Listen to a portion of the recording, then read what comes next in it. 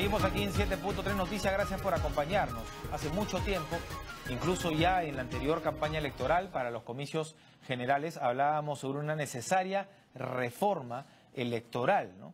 Esta está llegando, ¿no?, a cuentagotas, pero va llegando, se van mostrando algunos proyectos. De hecho, el Ejecutivo ha presentado uno que no ha sido bien recibido por Patricia Donaire, que es la presidenta de un subgrupo de trabajo de la Comisión de Constitución del Parlamento. Pero como decía el congresista Juan Cheput, ¿no?, esto es un insumo para que los congresistas con esta propuesta, lo decía también Fernando Zavala, el presidente del Consejo de Ministros, esto puede servir para un punto de partida y un debate extenso, ¿no?, en aras de mejorar un sistema que sin duda tiene muchas falencias, ¿no?, y que cuestionamos en las últimas elecciones generales.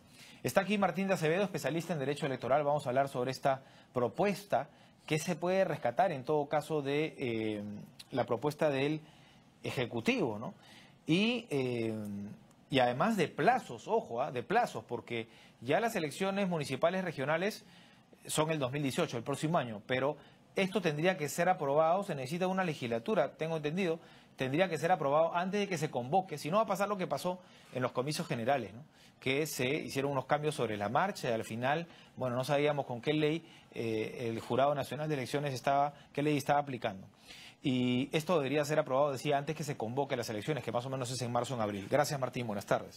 Nicolás, amigos de 7.3 Noticias, tengan ustedes muy buenas tardes. En efecto, tenemos dos cosas o dos aspectos aquí importantes, ¿no? En principio, que se planteaba y se trataba de sacar desde el año pasado y desde las elecciones pasadas, habida cuenta los errores, una reforma electoral que sea esa, ¿no?, integral, que genere, decíamos siempre nosotros y no nos vamos a cansar de repetir, un código electoral, un código procesal electoral y un código de ética electoral. Pero bien, se formó una comisión de trabajo en la Comisión de Constitución, ha recibido aportes del Jurado Nacional de Elecciones de un proyecto donde estuvimos en el 2011 como anteproyecto, trabajando en el jurado de transparencia, y ahora el Poder Ejecutivo, dice la presidenta de la Comisión de Trabajo, la congresista Patricia Donaire, que es un poco tarde, pero... Apurado, ¿no?, le dicen. Exacto, pero en la medida en que, contados con los dedos de la mano, lo que se han referido son aproximadamente 10 o 12, de ahí pues la comisión tendría que rescatar las más importantes, ¿no? Claro. Me parece que dentro del espíritu del Ejecutivo, la idea es que participe gente lo más transparente posible, y esas personas que participen, a su vez, no tengan ningún inconveniente que la unidad de inteligencia financiera se inmiscuya en sus cuentas, en su vida y en su propio financiamiento. A ver, lo primero y que hay que saludar al Ejecutivo es que ha hecho algo. Porque recordarás, Martín, y lo conversamos aquí, en plena campaña electoral, cuando no sabíamos con qué ley se actuaba y cuando veíamos pues que era a la medida de lo que algunas fuerzas políticas de su momento, no las que dominaban el Congreso, querían, todos decían, no, bueno, nosotros vamos a trabajar por una reforma electoral. ¿Ha pasado cuánto tiempo? Ya estamos casi un año, ¿no?, de este nuevo Congreso. Y vemos, como por eso yo decía, a cuentagotas. Al menos el Ejecutivo ha hecho algo. Exacto. Y eso hay que rescatarlo, ¿no?, en esta oportunidad, ¿no? Y lo que está quedando claro a partir de esta comisión de trabajo y de esta propuesta de reforma es que todos van a partir de aquí, de hoy en adelante, a respetar el plazo, y cuando el presidente de la República, que es el que da la lanzada o el punto de partida, convoca las elecciones, que será en este caso más o menos en marzo del próximo año, 240 días antes del proceso electoral regional y municipal, nadie ya puede cambiar las reglas de juego, es decir, las normas vigentes. Y apuntar a eso implica pasar por esta legislatura, porque la siguiente ya si vale el término, se montaría sobre algunos plazos, como por ejemplo, el 9 de junio se cumplen los plazos para que aquellas personas que militan en un partido político desean renunciar y presentarse por un movimiento independiente. Tienen que renunciar. O por otro, exacto, ¿no? Entonces, ese plazo es inminente y es importante que esta comisión tenga claro el proyecto y por lo menos, si no lo ha visto el Pleno, por lo menos se haya dado cuenta en la Comisión de Constitución y ese anteproyecto de la Comisión de Constitución esté expedito para que entre antes de junio de este año. Ahora, ¿no sería mejor, Martín, que esto se desprenda de una iniciativa ciudadana? Porque finalmente los congresistas son juez y parte, ¿no? Terminan ellos haciendo una norma a la medida o a sus intereses, ¿no? Siempre lo hemos dicho, debía haber sido una comisión reformadora electoral, pero conformada por juristas y por gente que está en estas instituciones como transparencia, para efectos de que ciertamente los congresistas no terminen siendo juez y parte de algo que les conviene y que, por ejemplo, nunca se va a tocar, ¿no? La reelección indefinida que ellos sí tienen hace mucho tiempo, claro, y que también exactamente lo mismo que para cualquier tipo de autoridad electa por el voto popular, genera el hecho del clientelismo y la repetición, y entonces están ahí ellos 3, 4, 5 periodos y se fijan en que los alcaldes, que son de los 1874 que existen en el país, son 5 o 6 los que están en esa línea también de reelección indefinida, ya van 5 o 6 periodos. Ahora no está prohibido, pero basta que ellos quieran también cambiar esa regla de juego, ¿no? Exacto, y entonces enfocar el tema de esa forma. O la cifra repartidora, Martín, o sea, por ejemplo, ¿no? Por ejemplo. Que ahora muestra problemas, ¿no? No, y que además el caso del Ejecutivo está proponiendo que esta cifra además tenga como valle electoral en el caso de alianzas, que se vincula directamente con la cifra repartidora, tenga un 2% adicional a aquellos partidos que desean hacer alianzas, y adicionalmente que si el partido no postula, no se, entre comillas, se desanime a última hora y siga manteniendo su inscripción, cuando es algo que de repente existe en un membrete, en un papel, en un logo, y nunca ha tenido ni militantes, ni locales, ni lo que en política se debe hacer. Es permanencia, militancia, planes de gobierno, estudio del país y de la realidad nacional, distrital, provincial y regional, para efectos de ser candidatos legítimos a una elección. Analicemos, Martín, las propuestas del Ejecutivo. Primero se habla de la bicameralidad. Recordemos que hace unos meses Luz Salgado, la presidenta del Congreso, dijo estar de acuerdo en el retorno a la bicameralidad. Y eso es bastante, ¿no? Porque ella pertenece a las filas del fujimorismo, que cambió la Constitución en el 93 y planteó la unicameralidad. Ahora bien, siempre, desde que tengo uso de razón, siempre se cuestiona a la bicameralidad, no por el fondo, sino por la forma, ¿no? No por, digamos, el trabajo consensuado, ¿no? De pensadores, ¿no? De pensamiento para aprobar las mejores normas, para estudiar, además, como se hacía antes, con la participación de colegios profesionales, sino más bien por el gasto que esto iba a ocasionar. La propuesta del Ejecutivo habla de los mismos 130 miembros. No, siguen siendo 130 congresistas, pero en este caso serían 100 diputados y serían 30 senadores. ¿Qué te parece esa propuesta? A ver, al cabo de 24 años de vigencia de la Constitución y de la anulación de la bicameralidad en ella, es importante revisar en esos 24 años que en efecto han habido proyectos de ley donde se ha visto un ejercicio abusivo de un solo parlamento, de una sola instancia, que genere este tipo de leyes y de la noche a la mañana termine uno teniendo la publicación, inclusive en el peruano, con coordinación expeditiva, la publicación de una ley que te sorprende y que no ha debido de salir sino previo estudio. Eso permite la bicameralidad, y en buena hora, porque hace mucho tiempo que se venía reclamando desde mi punto de vista que eso se vaya a generar ahora, y para evitar la discusión y la oposición del público, que con razón dice más dinero para más congresistas, para más parlamentarios. Lo hacen en base de 130. En base a 130, porque recordemos que antes eran 120 diputados y 60 senadores. Correcto. La novedad también viene por el lado de que se va a elegir en una lista o una cédula única a nivel nacional los senadores. De pronto entonces va a terminar siendo un senador de la República que representa a toda la nación y que necesitará hacer campaña en todo el país. Que eso está bueno. O sea, los 100 diputados por regiones como ahora. Exacto. Los 30 senadores, 2 puntos importantes. Primero, que se eligen a nivel nacional. Y segundo, que tienen que ser mayores de 45 años. Ese también es un punto importante. ¿Sabe por qué, Nicolás? Porque es como 2 instancias que se crean, ¿no? Entonces, en primera instancia entra el proyecto de ley a diputados, luego de aprobada en esta, tiene que subir al Senado, y en el Senado está la gente más reposada. La Cámara reflexiva, ¿no?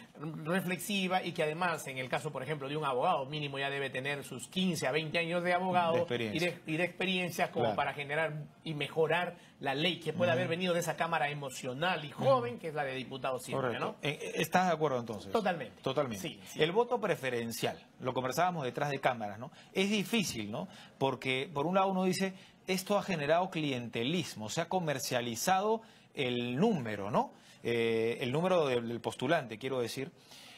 Porque el que tenía más dinero ponía más en el partido y le daban el número 1, ¿no? Entonces ya hacía campaña propia. Pero por otro lado, pues el peruano, el ciudadano tenía ese derecho también de elegir. Si tú en Lima presentas a 35 y te dan el número 35, bueno, te dan el número 30, casi imposible de que salgas, ¿no? Sin embargo, eso también, a ver, puntos a favor y puntos en contra, poniendo la balanza, también lo que genera esto es promover la democracia interna y el trabajo en conjunto entre los miembros de un mismo partido, ¿no? Ciertamente, tú lo has resumido muy bien. Hay dos aspectos ahí, Nicolás. El tema que la democracia interna hace mucho tiempo había quedado de lado en todos los partidos y movimientos políticos, porque 80% eran en un simulacro de democracia interna sin fiscalización del sistema electoral a esas elecciones primarias, entre comillas, y el 20% lo ponía la cúpula. En esta oportunidad, al quitar este tipo de opción del voto preferencial y de tener en la lista a aquel que tiene dinero la posibilidad de colocarse mejor y luego de hacer una mejor publicidad para terminar siendo elegido, aun cuando no sepa nada ni a dónde va, ni qué tipo de temas va a trabajar, era un perjuicio, pero el elector al fin y al cabo será el que defina y el que decida, y en estas listas cerradas y completas como van a volver a ser, tal cual son para las elecciones regionales y municipales, entonces se tendrá que respetar con participación, debe ser, cosa que todavía no se ha aprobado en ninguna de las instancias del sistema electoral, la posibilidad de democracia interna y de elecciones primarias en todos los partidos y movimientos políticos. Ahora, perdón, los puntos que estamos hablando tienen que ver con las elecciones del 2021 todavía, ¿no? O sea, ambas, la del 2018 y no, la del digo, 2021, pero la bicameralidad, todo eso se va a plantear todavía el 2021, el voto preferencial también, ¿no? Exacto, por supuesto, ¿no? El voto preferencial también. Porque... Pero bueno, este paquete tiene que ir junto ya y tiene que aprobarse todo, ¿no? Exacto, porque la idea era, como siempre te acabo de decir hace un momento, tener un código electoral donde están todas las normas para ambos procesos, para los dos tipos de procesos, un código procesal electoral donde están todos los procedimientos que se deben y se pueden llevar a cabo para elegir a nuestras autoridades por el voto popular, y un código de ética electoral donde tú también tamizas a aquellos que no les puedes imputar una ley o una responsabilidad política, administrativa, económica o civil, una responsabilidad desde el punto de vista de sus deberes, por ejemplo, como padre, aun cuando sea aun cuando no tenga un matrimonio debidamente constituido, que en la práctica ha ocurrido, ¿no? No hay que retroceder mucho para recordar a aquel congresista que decía que esa hija no es suya porque es muy gordita, ¿no? Cosas así. Esos personajes pues no pueden ir con esos valores y esquema mental en la cabeza a representarnos en el Parlamento. Ahora, siempre se ha cuestionado el hecho de que personas que hayan tenido sentencias, ¿no?, por ejemplo, por corrupción, puedan ser candidatos al Congreso, ¿no? Es como dejar al gato de despensero, ¿no? Aquí en este proyecto, Nicolás, y también problemas de ética, de moral, ¿no? Justamente padres que no reconocen a hijos o juicios por alimentos y todo este asunto, ¿no? ¿Cómo pueden ser candidatos? ¿El Estado no debe protegernos a todos de este tipo de candidatos? Ciertamente. Y en buena hora que el Ejecutivo en este proyecto, y ojalá sea recogido por la Comisión de Trabajo, por la Comisión de Constitución y por el Pleno, está proponiendo que en determinados tipos de delitos, los 5 o 6 que señala, son, como tú lo decías con otras palabras, son delitos dolosos. Es decir, aquellos delitos como el terrorismo, el crimen de lesa humanidad, como malversación de fondos, delitos contra la administración pública, son delitos cometidos con dolo. Es decir, con la intención de causar daño o al erario público o a otra persona o a un tercero. A diferencia de los delitos culposos, donde pues uno no tiene la intención de cometer un delito, sale con un carro, de pronto atropella a alguien, muere, es un homicidio, pero es un homicidio culposo que no se ha querido causar bajo ninguna circunstancia, salvo que estés...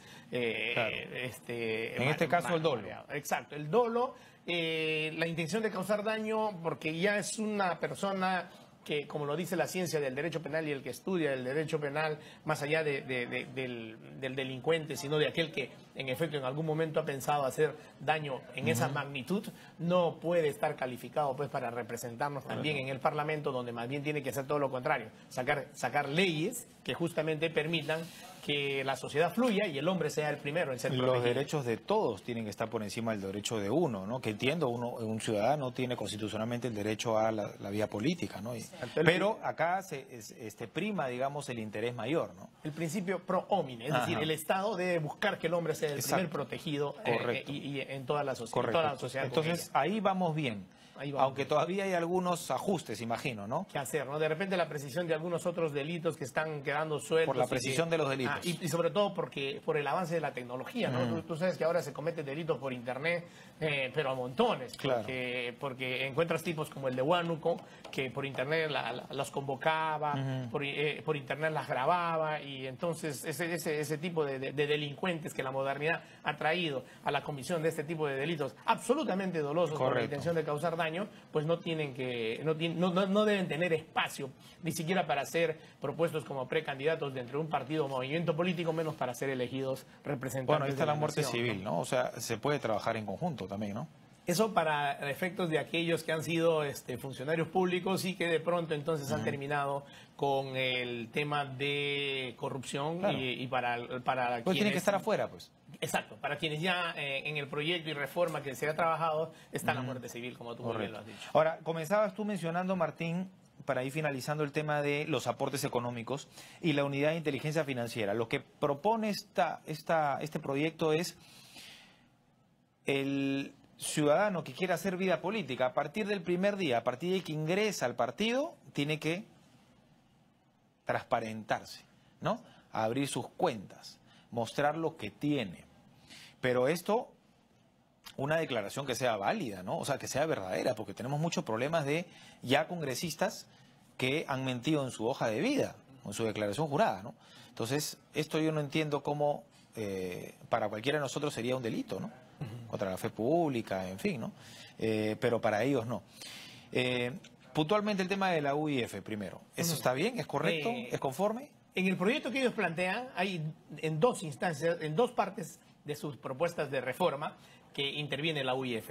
En aquello que en la primera parte tú decías, uno desea ser candidato, está en un partido político, está militando, automáticamente autoriza a la unidad de inteligencia financiera que evidencien sus cuentas y le pasen al sistema electoral para que se sepa quién es ese ciudadano desde el punto de vista de su patrimonio y desde el punto de vista del manejo de su economía, por un lado. Y por otro lado, están exigiendo que en la hoja de vida, como tú también lo decías, no se mienta, ¿no? Se diga toda la verdad a modo de declaración jurada, inclusive, dice el proyecto del Ejecutivo, en materia de sociedad, de acciones, de participaciones, de inversiones y de lo que sus propias cuentas manejan.